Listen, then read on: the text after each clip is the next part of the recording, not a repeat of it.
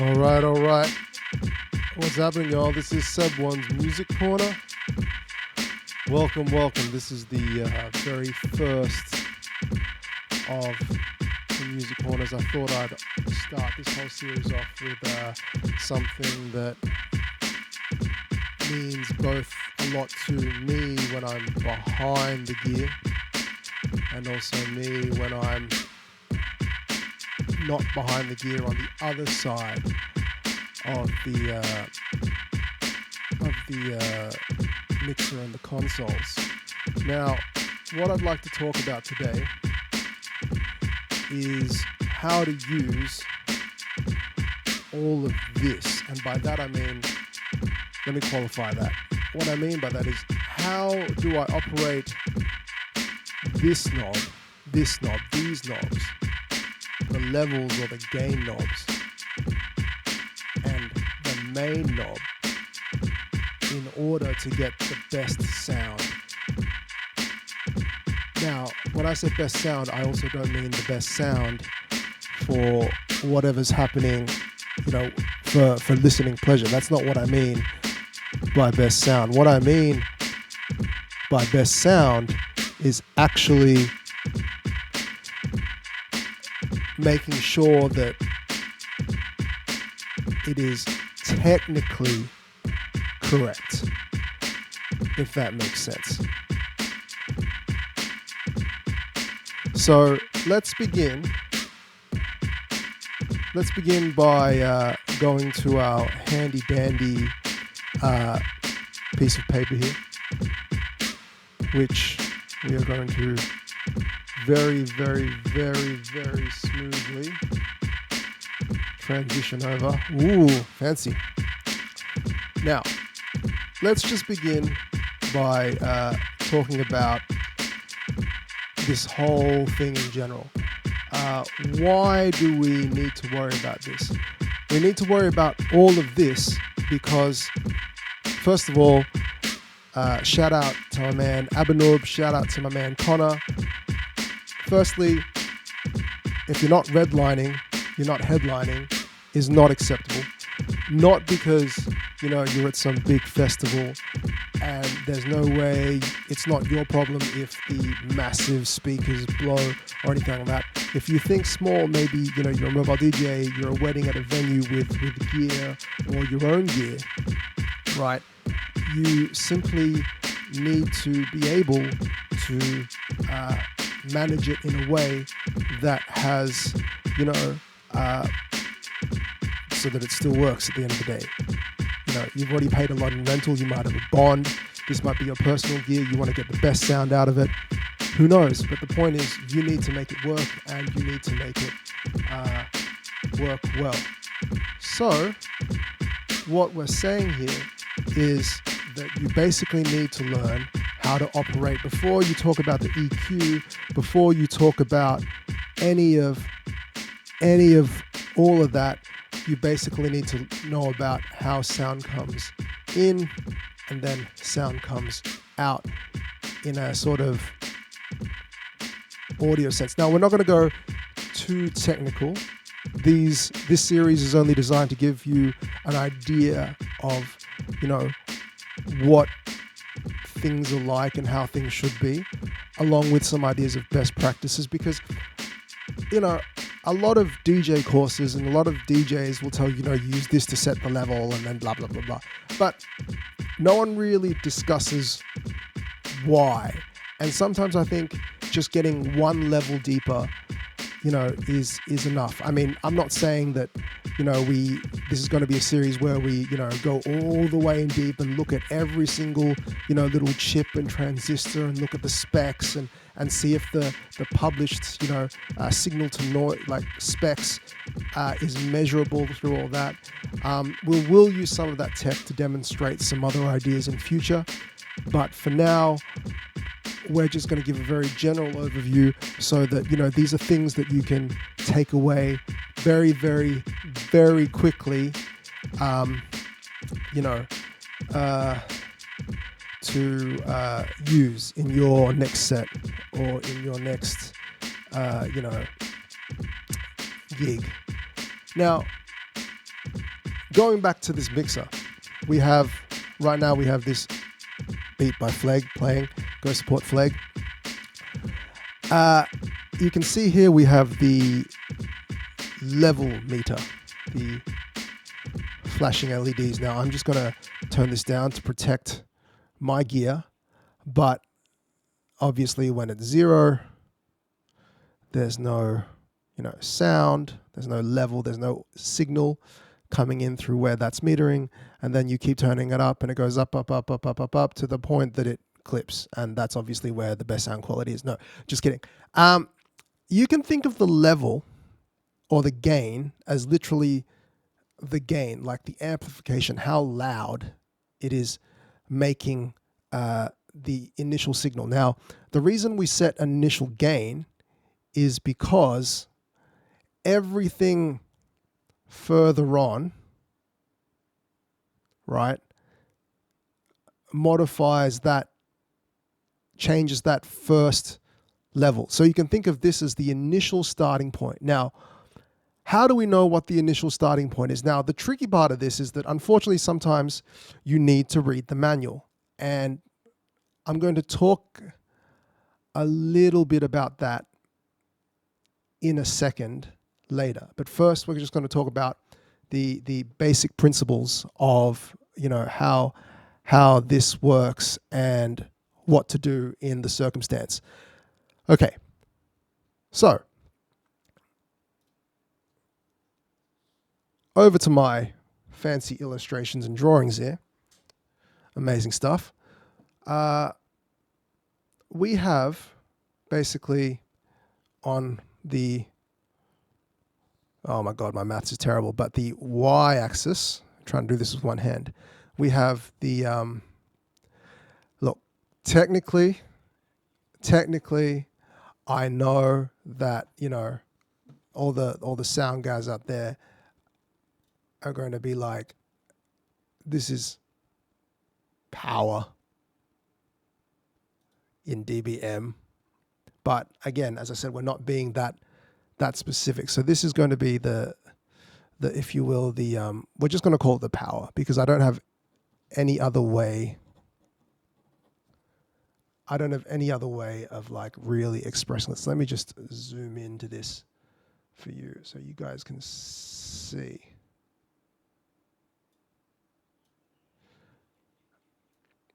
Okay, so this is power in dBm. Now, let's say, for example, actually no, let's start with the very basics. All the way somewhere along the bottom here, okay, is basically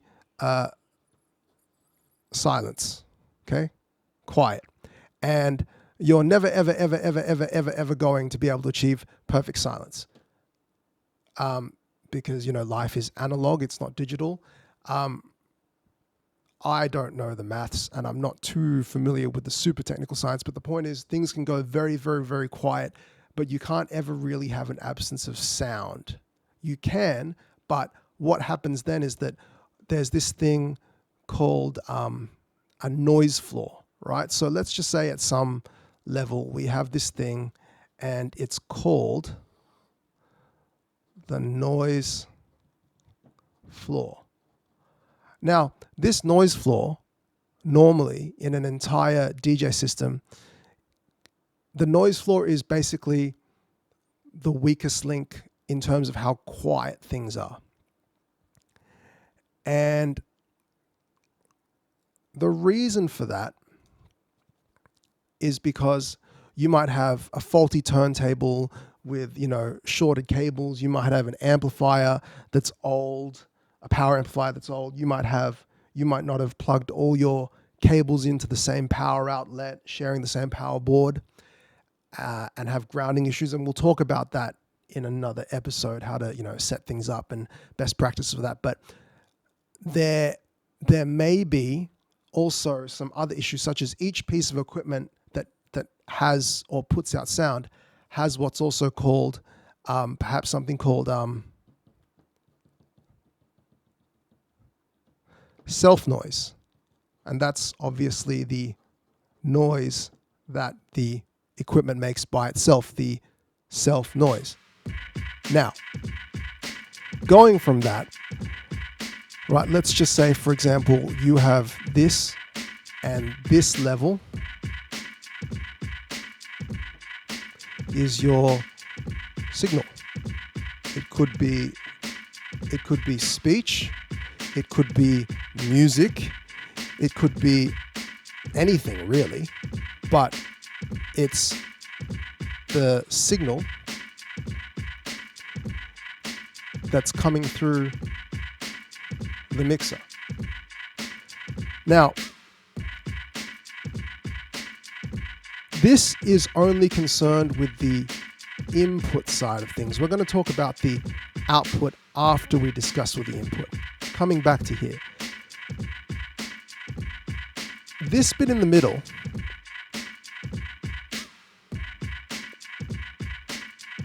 is the signal to noise ratio. The signal to noise ratio. Now that obviously is, and that's expressed in decibels. However, you might have heard this termed another thing, which is the dynamic range.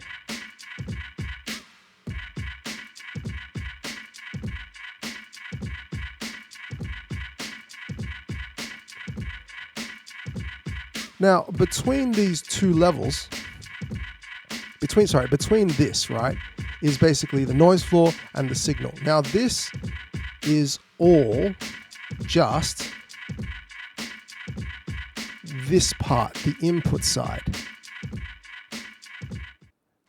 It has nothing to do yet with the output, but why is setting gain so important? It's very important because if you have, say, for example, a low, using my pen here as the example, if you have a low signal to noise ratio, then this is what gets sent out. So, for example, if you had a really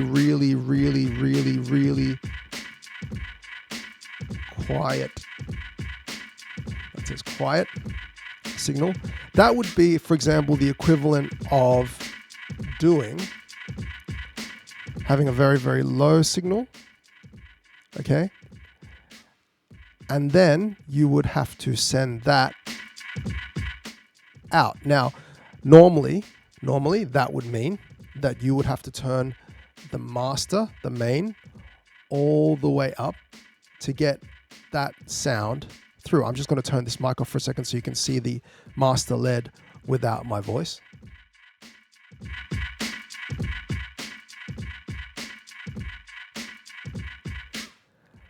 Actually, I apologize. That doesn't work on this mixer because this mixer has a different gain structure. And I'll talk about that a little later. Pioneers can do it. A lot of other mixers, especially like professional sound engineering mixers, do it. And I will talk about that in a second because it doesn't work with the Rane. And this is actually a good thing with the Rane. And once we're done with this video, you'll understand why. Going back to our little paper diagram, if it's quiet, this signal actually gets sent to the speakers. And what happens is that your speakers end up playing this, the noise. So you might hear sometimes if you stand close to an amplifier, for example, a speaker that's passive, so you have to have an amplifier and a speaker, you might hear the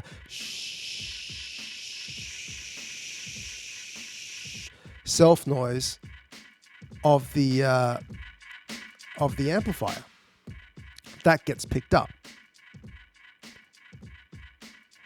Now, however, if you maximize the signal, then actually in that case you'd be picking up this whole thing.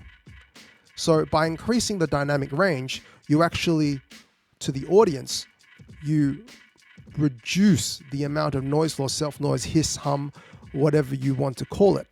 And therefore, they just hear sweet, sweet music or the sultry tones of somebody's voice, basically. So it's very important. Hopefully you now understand why it's very, very important to make sure that the levels are always set correctly. Now, what happens when we go into the red? What happens when we go into the red is we have this thing called distortion. So above here, this is the, over here, these thick lines. This is the maximum, which is some kind of clipping where the equipment can't take any more, sort of like the Enterprise in the first generation Star Trek when it's being attacked.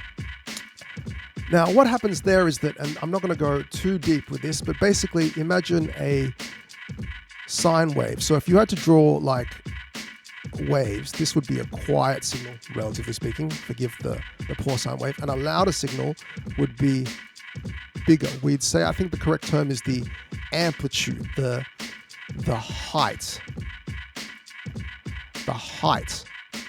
of the waves. Okay.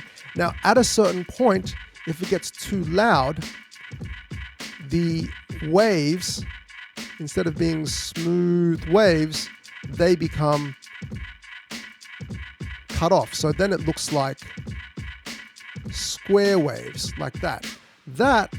Now, you could say that distortion, right, is basically any change from the original signal. Now, this is a very, very loose way of putting it. It's not textbook correct, but the point is, if the original signal was like this, you'd want the amplified signal to just be a bigger version of this. This is clearly not this. Also, these parts can damage electronics, especially when it's amplified for reasons that we won't go into the video. The point is, clipping is bad. So you want to avoid clipping. And you know you're clipping usually when it goes into the red, like this.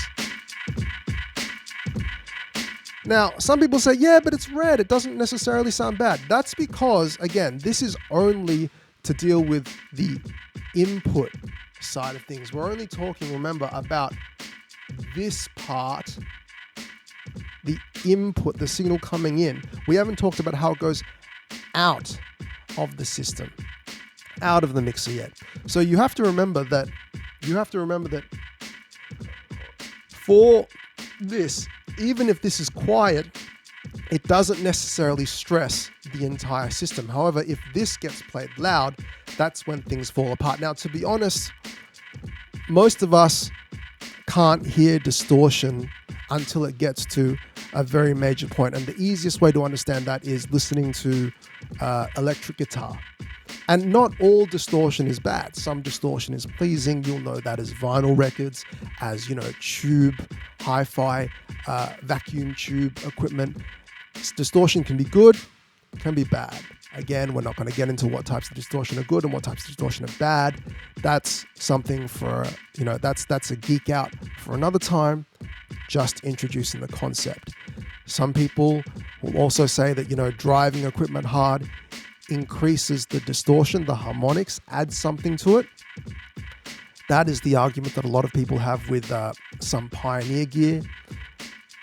I have a counter argument to that, which is Pioneer gear is actually very high quality, but cannot be driven hard. And I will explain what I mean in a second. Now, this diagram here should explain to you why this is so important, setting the right gain. But then after you set the right gain, what do you do? So then we can talk about the output side of things. Okay, going back to the mixer.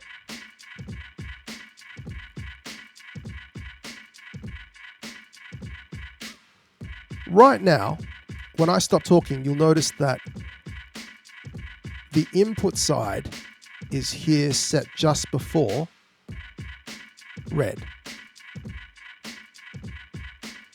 But the main is very, very quiet.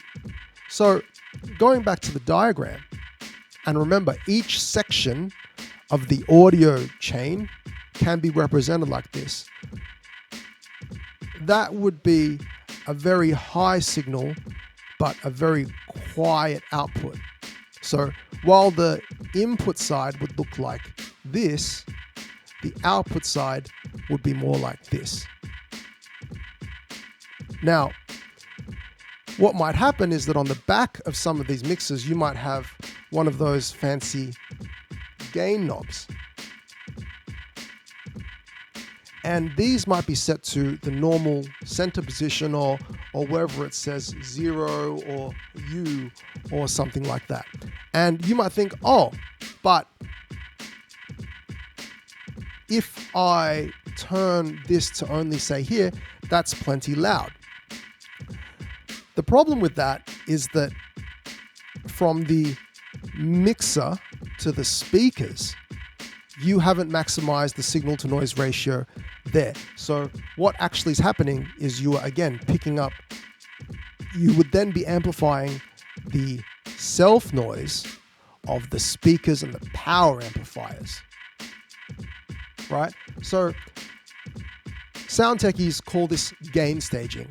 The process of setting every piece of equipment in the signal chain to be the correct loudness to maximize the signal to noise ratio so that there's just good sound, minimal distortion, maximum music, maximum signal to noise, right? And remember, increasing dynamic range also helps you hear the quieter passages of music, which, to be honest, in like a lot of modern dance, isn't really necessarily that necessary, but it could be, you never know. Especially if you're playing some sort of like jazz, hip hop, funk, blues.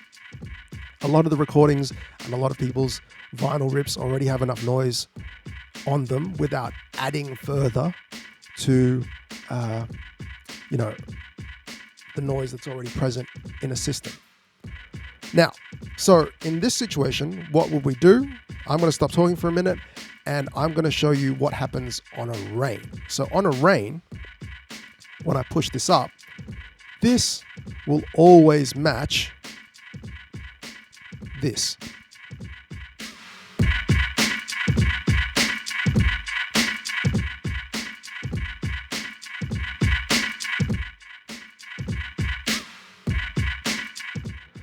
You'll also notice one other thing, and that is that the master, when I turn the master, this master LED volume never actually changes from that. So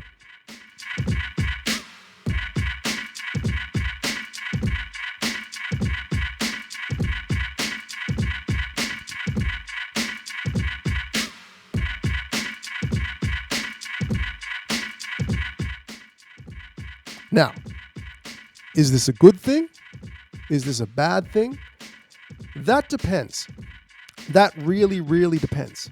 And that depends on whether or not you believe that the master should be an accurate signal level of what's going out. And this is, again, situational. What I mean by that is, if your mixer was connected directly to speakers, then you realistically have no way of knowing whether or not this signal is, correct or the right, how loud turning up the master up and down is. Now, on some Pioneer mixers, what happens, and on mixers in general, some mixers, not just DJ mixers, what happens is you have basically a long fader, right? And then you have the control knob. And then you have, all these markings. Then you'll always have one that says U. And then you'll probably have your like +5, +10. And then that's for each channel. And then you'll always have one also that has, that's probably like channel 16. And then right next to it, you'll have another one that has, that's the main out, the left, right, whatever you want to call it. And that will also follow the same U plus 5 plus 10, blah, blah, blah, blah, blah. But on some other mixers, right, you'll have a design where at the very, very top, that is U. And then it's like -2, -4. First of all, this could be U or 0 or 0. We call this unity gain or unity. And what that basically means is that what goes in is the same as what's coming out. Unity. This is for that piece of equipment, what the manufacturer has decided and designed to be the best operating range setting for that thing. So it doesn't adjust the previous signal. Now, if you go back to the Rane, what you'll see is that when this fader is pushed all the way up, and this is the same on Pioneer mixers as well, this part anyway, the master is exactly the same as the input.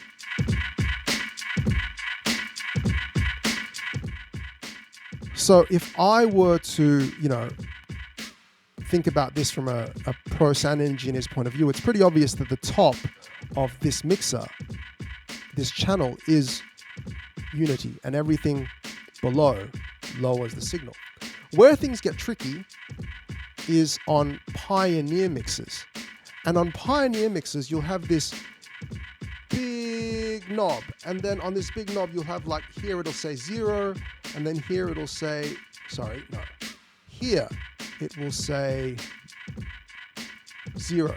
And then I think, let me just check from memory, Pioneer DJM 900 Nexus 2, a club, any of the club mixers, and from memory, to find a high-res photo, a very high-res photo.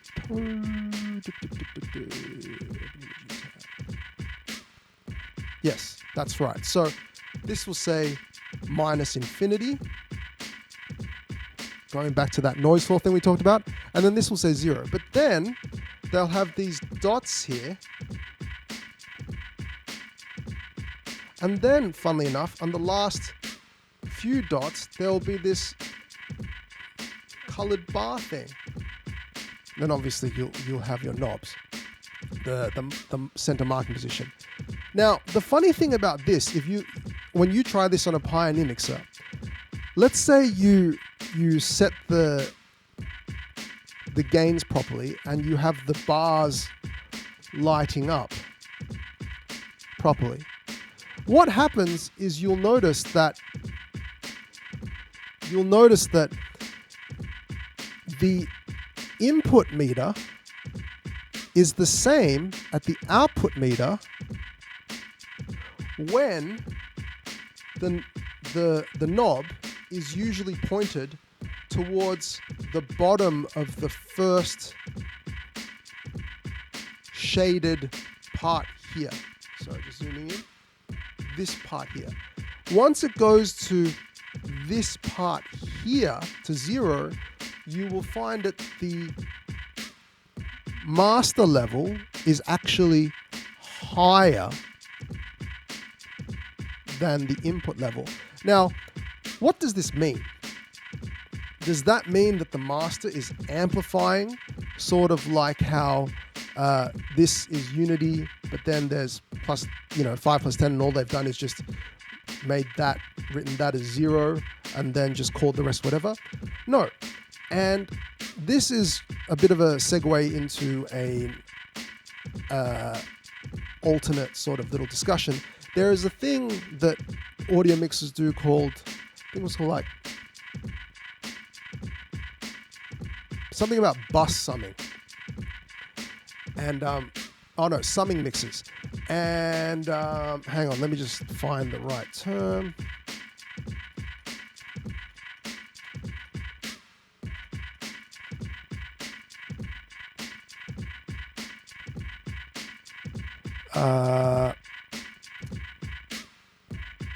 What basically happens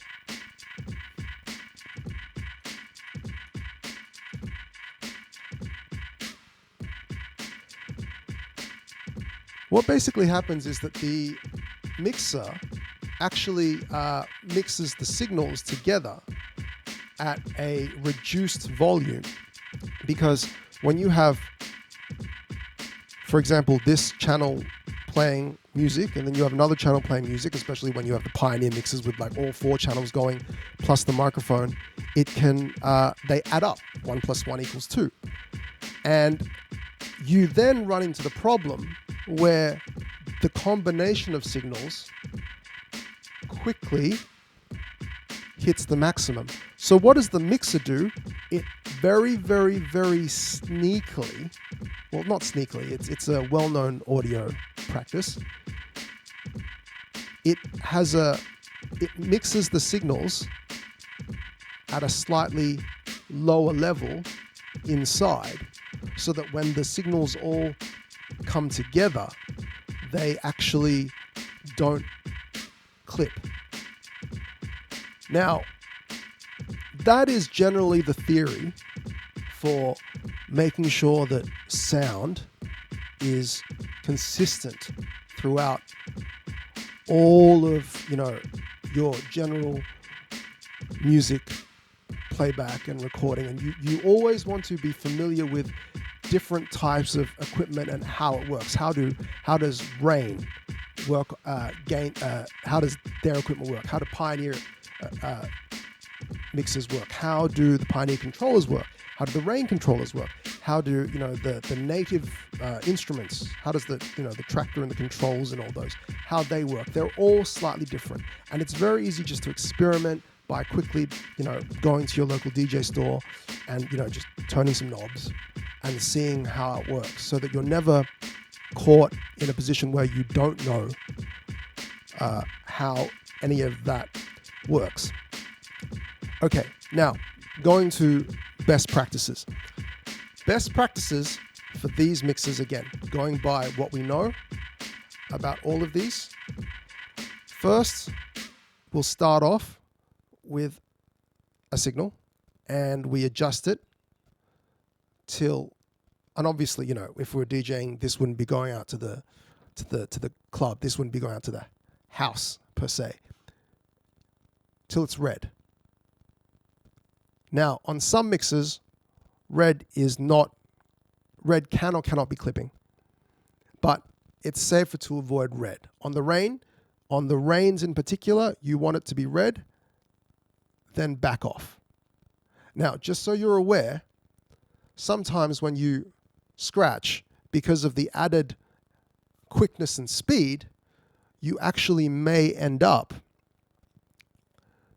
being in a situation where it clips. So what you need to do is you need to do a bit of wiki as well and see if that clips. If it does, you need to back it off a bit. And that's basically the level set. Now, then you have to compare this sound when you bring the mix in quickly.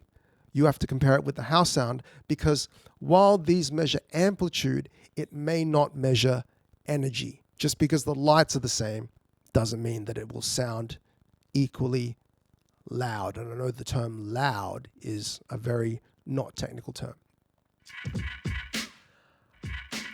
After you do that, or during sound check, what you then need to do actually for the Ranes only is turn it all the way up to 10. And the reason you do that is that you want to send the hottest possible signal to the next item in the chain, which is usually either your speakers or the sound desk. Now, the problem with that is that these mixers, especially the really, really good ones, all have what people in the industry call a really hot output.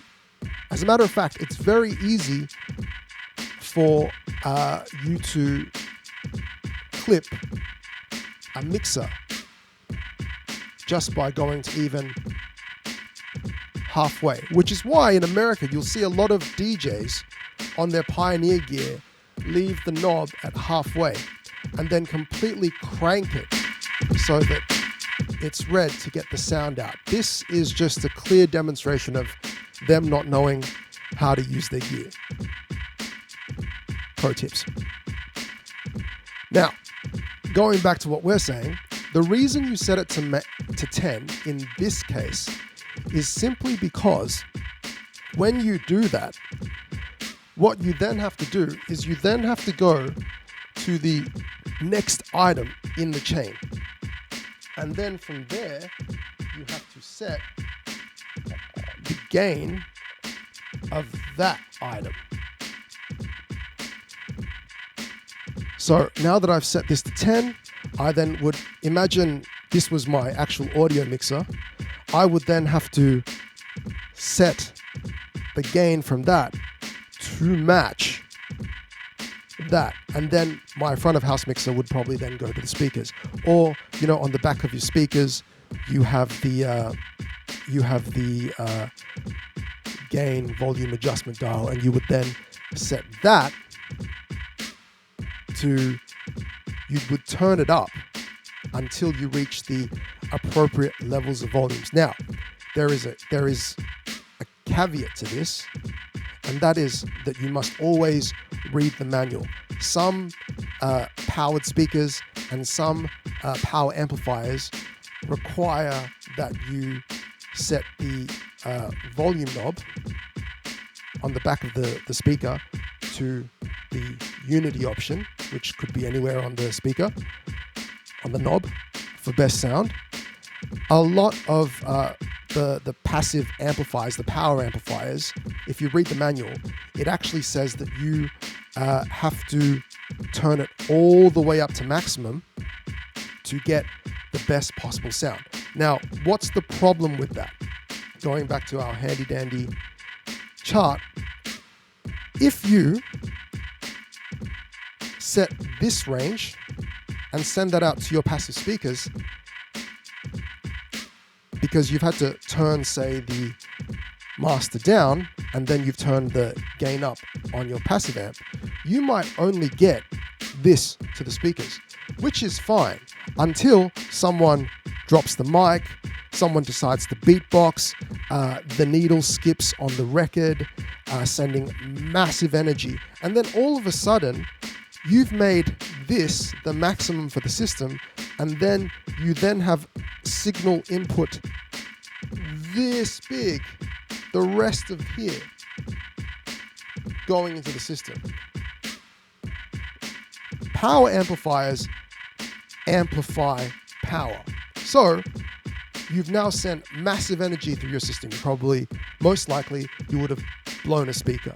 Or if you had the gain set badly on the input, you would have probably, clipped an input signal on the mixer, or on one of the more, old-fashioned analog mixers.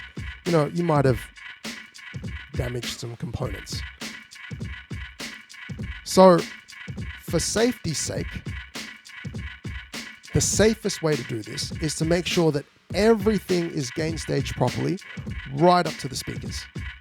And then turn the speakers up until they're loud enough for the volume that you need. This is always the safest way to avoid, accidental and unwanted spikes and overloads. Now, if you do know what you're doing, or you have a powered amplifier that says in the manual, please turn it all the way up to, to 0, then you have to do that, but you have to be extra careful. In that case, that is when you would leave the mixer knob at a quieter position. This is generally okay, but you have to be extra mindful of sources which may clip. For example, microphones, needles on turntables, connecting and disconnecting equipment. There's a reason why there's a certain connecting and disconnecting order, and we'll talk about that another day. But for now, you can't really go wrong with this method because it minimizes all the possible risks of blowing speakers or blowing amps. You very rarely will blow a mixer because there's simply not enough electricity or power.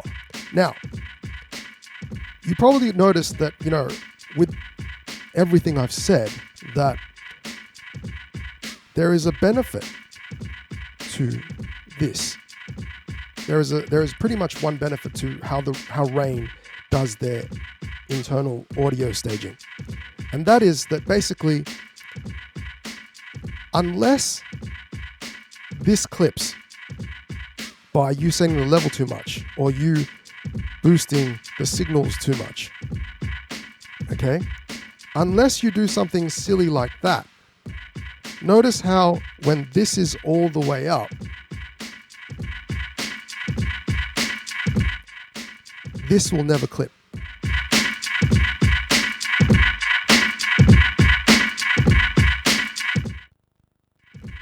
So just then what you saw was that it only clipped when this clipped. Now the benefit of that is that this mixer as a whole will never clip unless you do something silly in the first place. Now it could also be argued that because this says 0 to 10, right, you might think you want to keep it low, but actually you don't. You actually want to turn. That means that even if you did turn this all the way up to 10, and I'm just going to turn this down in the audio so I don't blow out your speakers.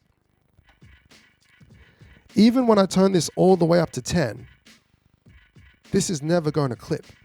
It might be too hot for the next thing in the system, but it will never, ever, ever, ever, ever clip, if that makes sense.